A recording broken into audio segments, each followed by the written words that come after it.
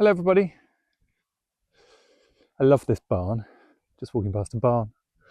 Hello everyone on video, hello everyone on audio. Welcome to Homo Sapiens. My name's Chris Sweeney. Kid with a dream, that's what I like to call myself.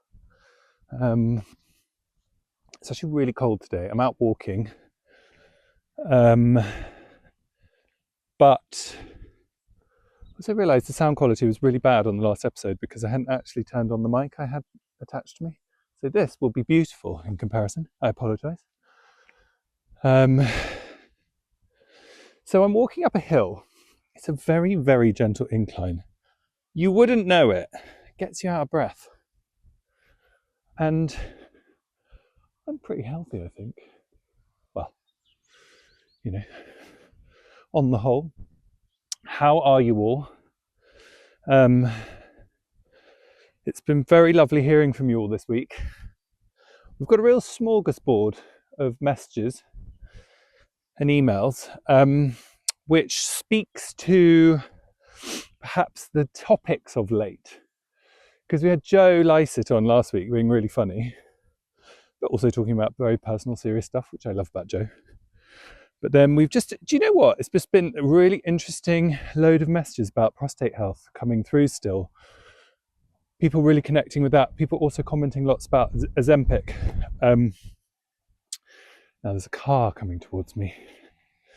So let's see if it's a neighbour. So I smiled. Don't know. I've never seen him before. You see, you get to know the people walking around, which is lovely. Another one. Morning. She smiled. Morning. One of my favourite things in the world is saying morning to people, because it's a complete chat. You don't have to say anything else, and you've just spread a little joy to each other. The other thing I love is when you're walking around in the countryside. At this time of year, all the trees are bare, so you see all these beautiful branches covered in lichen, and they're so pretty.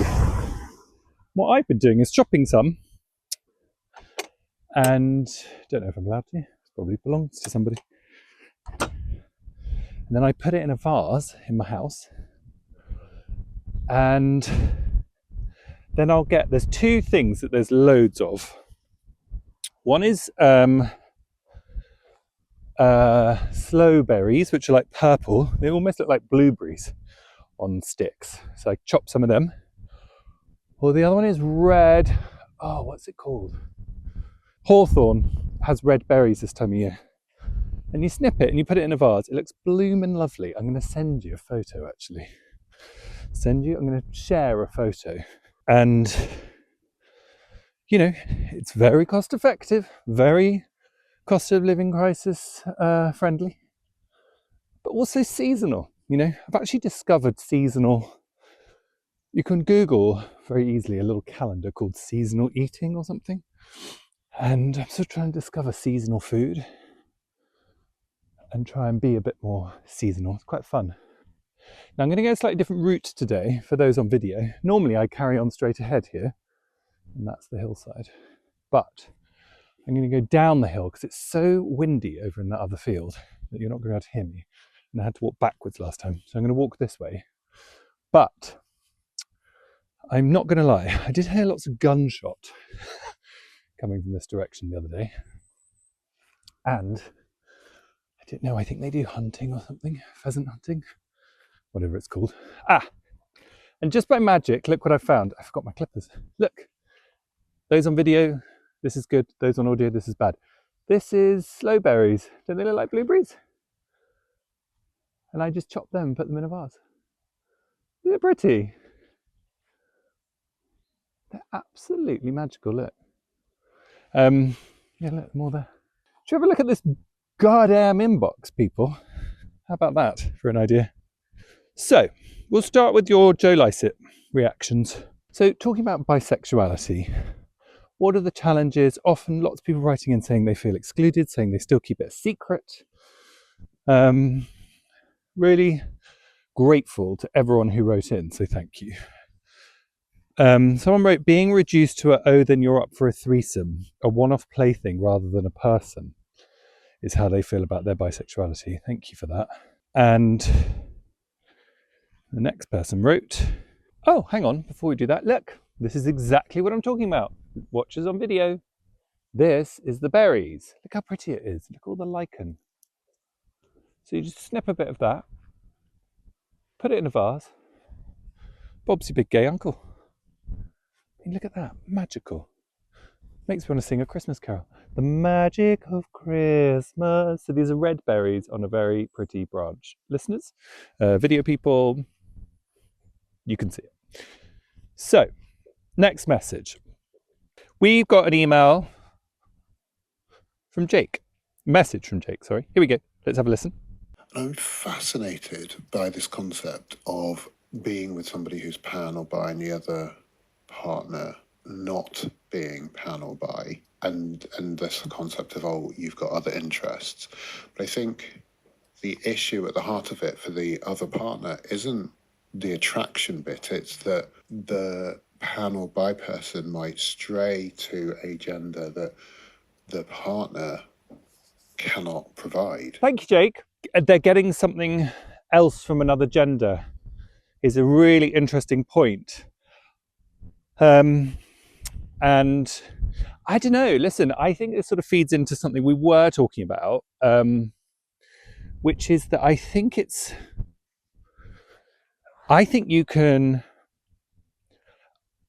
gender or no gender, you can get something from other people no matter what. Like if you have that fear, you have that fear, you know.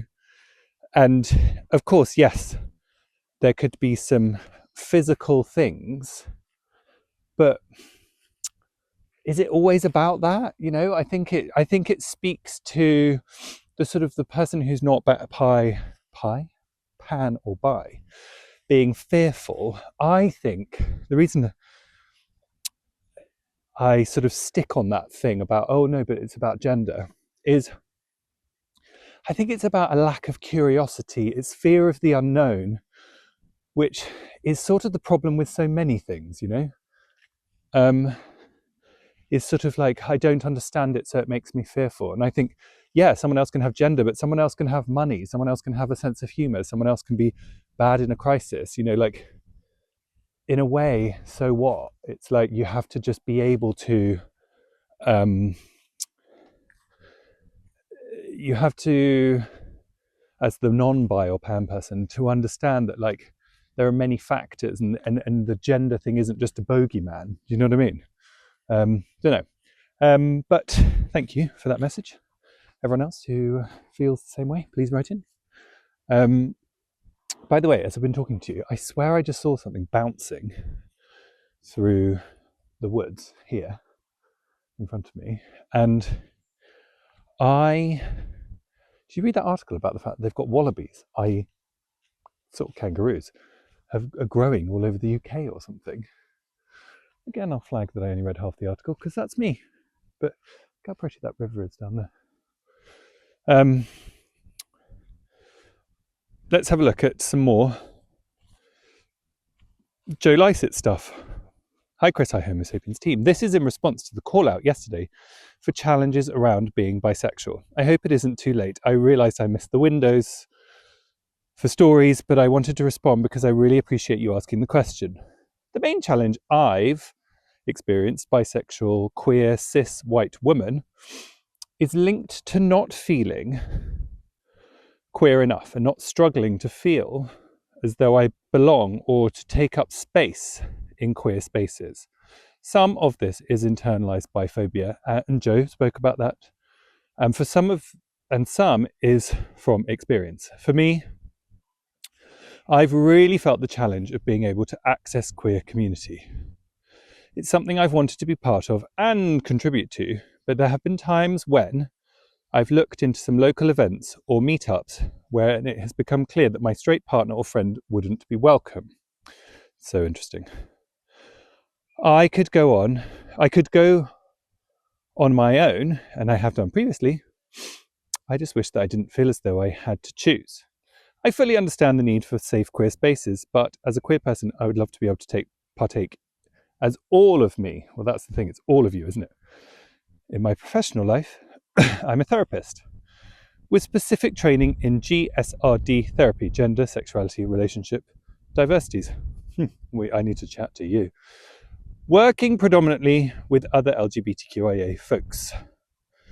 I know from research and experience that I'm not alone among bisexual people in feeling this way. A 2015 UK report, love that we've got a report to quote. We're so pro these days.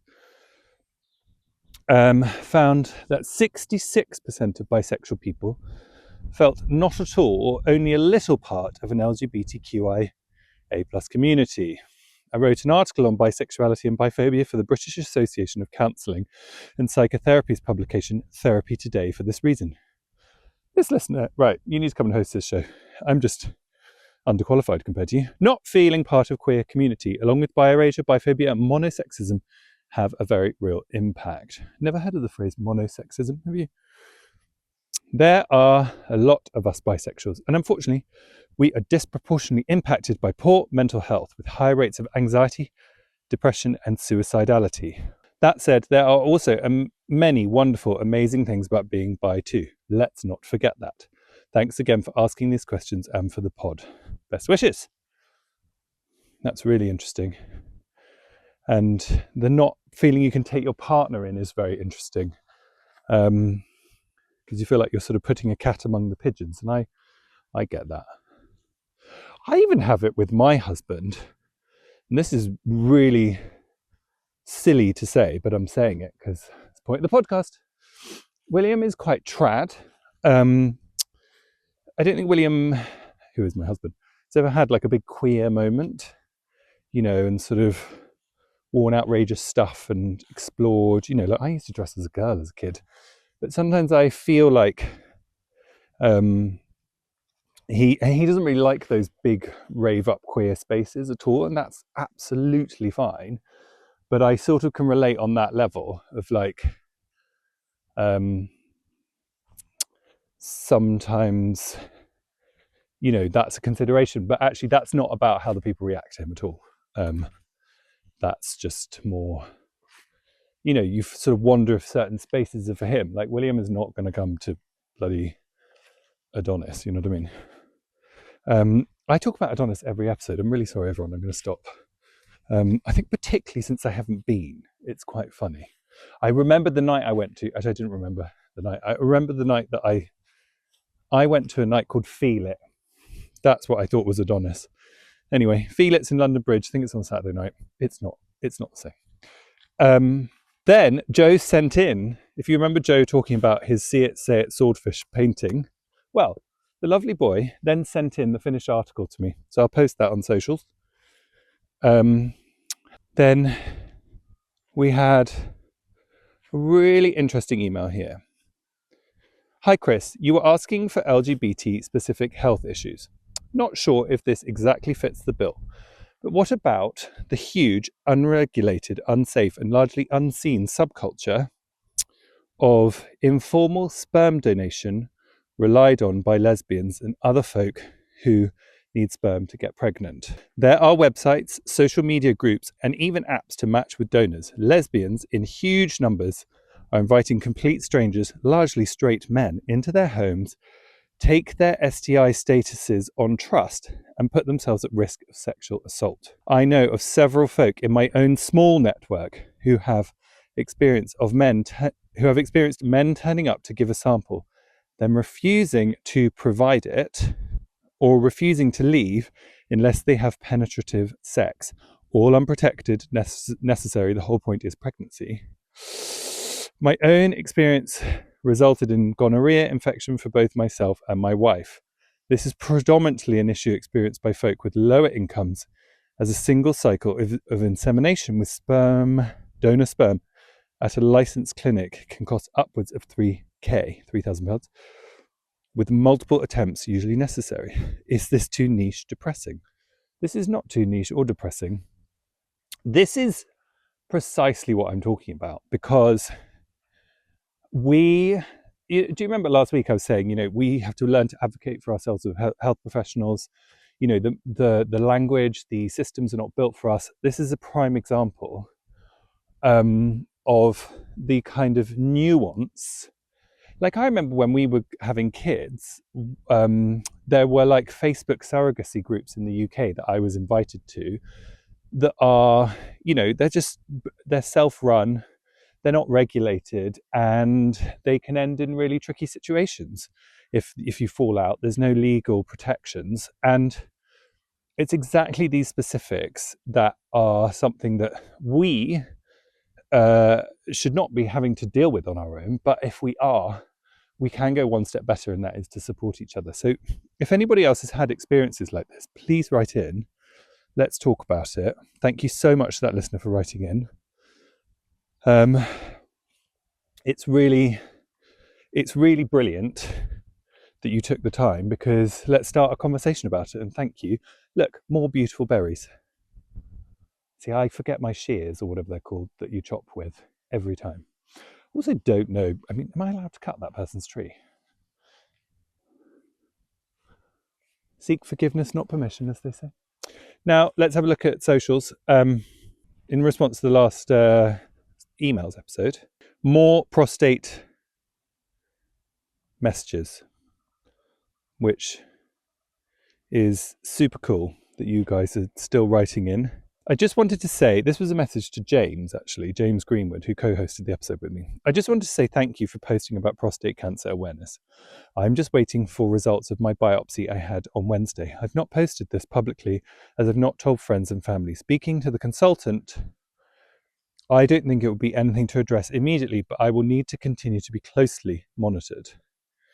But I'll know more when I get my results in 4 weeks. So I agree, everyone should get checked.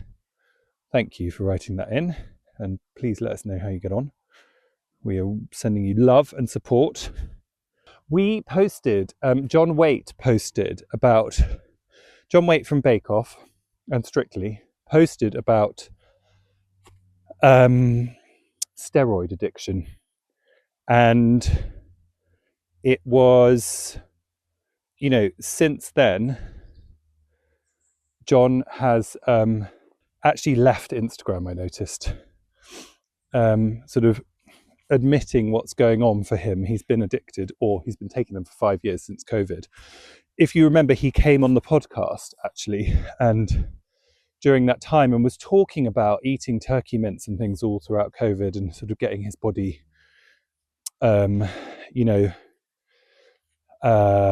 changing his body.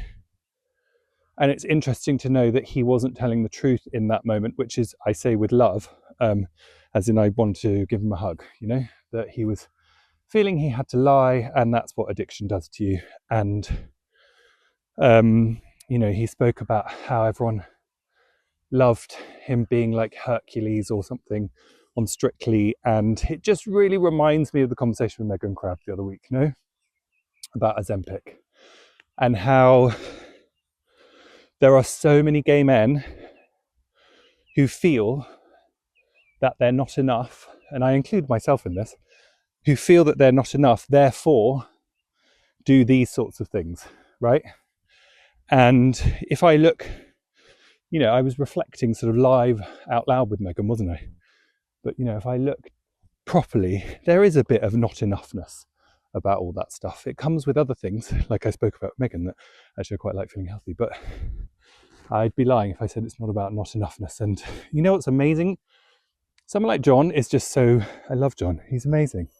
And has done so many incredible things and still doesn't feel like enough, you know. And it's a salutary reminder to us all. And there were really lovely messages from everyone. Bradcombe wrote, "That took guts to admit. It is such a worry that we are bombarded by images of ultra-sculpted men, and gradually people are forgetting what a normal body looks like." Do you know, it's so true, because, so it was, I'm going to walk through the woods because it's so windy.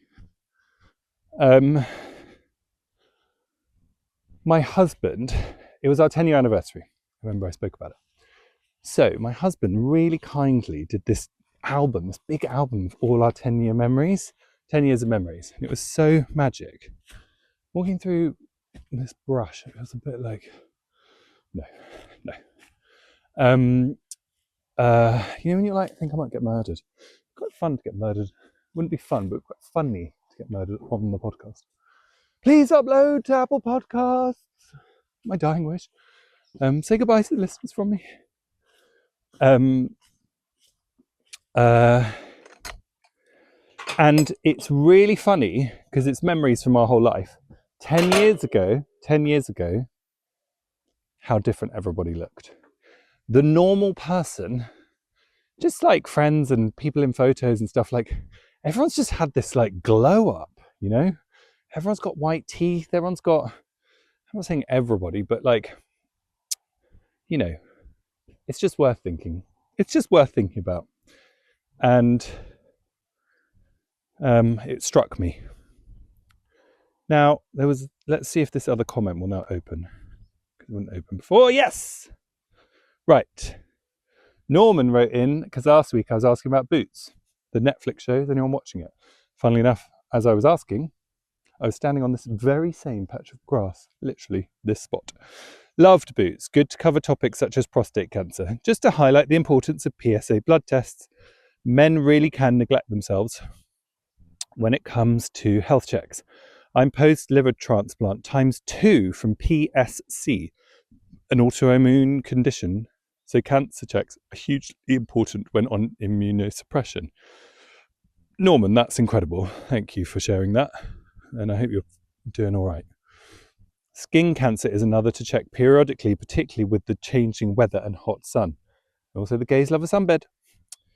Now, not the case currently in the west of Ireland. Norman, same here. Look at this. Look how gloomy it is.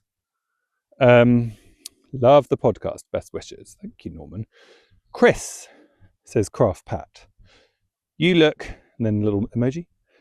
And then a very important topic. Thank you for covering prostate cancer. My son, 42, had surgery last June. Important to keep everyone safe. We'll write you more in an email. Craft Pat, please do. Be safe and keep well. I love Craft Pat. Thank you. You spread so much joy with your messages. I am so grateful. And please do write us a longer email about that. Other things to cover off today.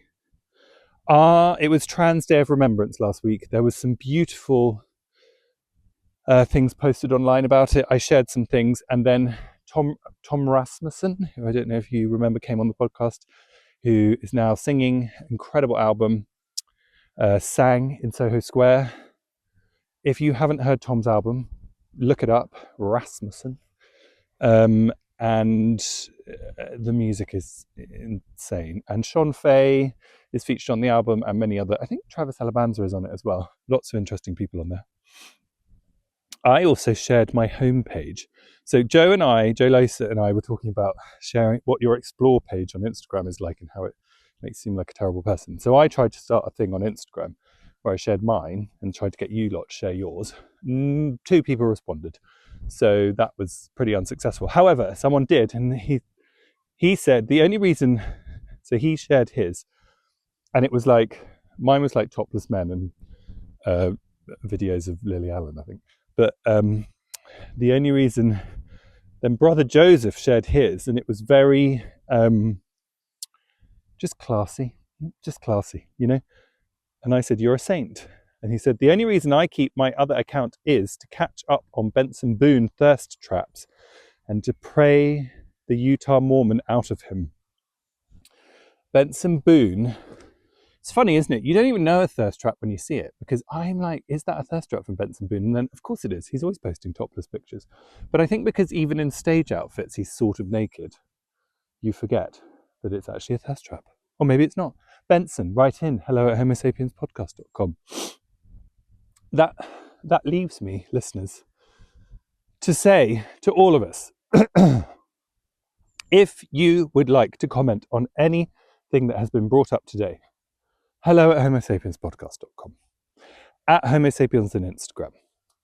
If you would like to win Jessie Ware's sourdough starter, you have to go to Apple Podcasts and leave a review. We will choose the winner. In time for Christmas, I'd say. any other business? YouTube. Now, everyone, we've got to subscribe to the YouTube. We've got to get it going. At Homo Sapiens Pod on YouTube. Please subscribe. Please watch there if you like the videos. I mean, you're not able to see any of the berries, but we'll continue to be a two-pronged offering, video and audio. Let me assure you of that. And I'm going to say goodbye, and I'm going to say go and all have wonderful days. I hope all is well in your worlds, and we shall catch up soon. Thank you so much for listening, listeners. Ta-ra for now. Bye.